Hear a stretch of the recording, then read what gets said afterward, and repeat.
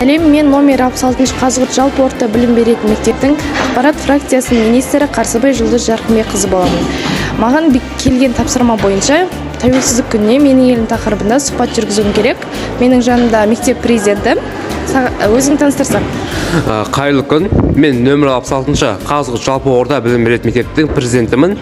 Аты жөнім Бердібек Ақылбек Құтбекұлы. Саған сұрақ, 25 қазан қандай күн? Әрине, ол күн естен кетпейді. Қазақстан мемлекетінің егемендігі туралы декларация қабылданған күн. Рахмет. Келесі біздің сұхбат мектеп оқушысымен. Өзің таныстырсаң. Мен 10-шы сынып оқушысы Қуаныш Қасымбек боламын. Саған сұрақ. Қазақстан тәуелсіздігін алғаш таныған ел.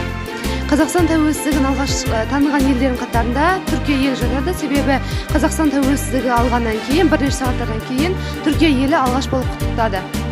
Дұрыс, рахмет. Келесі біздің сұрақ. Өзің таныстырсаң. 10-шы сынып оқушысы Тұрмахан Альбина. Сұрақ. Қазақстан Республикасының әнұранын жазған кімдір? Сөзін жазған Жұмекен Нәжімеденов, Нұрсұлтан Назарбаев, ал әнін жазған Шәмші Қалдаяқов. Рахмет. Мен бүгінгі репортерімда Қабанбай батыр, Қабал батыр ескерткіші, үш биіміз Әйтеке, Төле би, Қаз дауысты Қазбек билерінің ескерткіштерін және де ардагерлерге арналған ескерткіш тастарды алдым. Шымкент қаласының тәуелсіздігі саябағында менің елімнің батыры Қабанбай батыр ескерткіші орнатылған. Азан шақырып қойған аты Ерасыл. Оның дүниеге келуі де, өсуі де, ер жетуі де кәдімгі адамдардың туы, өсу табиғатынан ерекше. Қапал батыр би болған, Есім ханның тұсында өмір сүрген, ел билеген ұрыс би бектерінің бірі. Тегі ұлы жүз Дулат тайпасының жаныс руынан шыққан.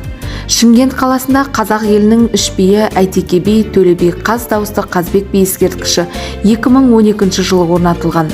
Шымкент қаласынан әуеге жолдама алып 1941-1945 жылдар аралығында Ұлы Отан соғысында елімізді қорғаған қаһармандарымыздың 3307 тыл ардагерлердің есімі берілген.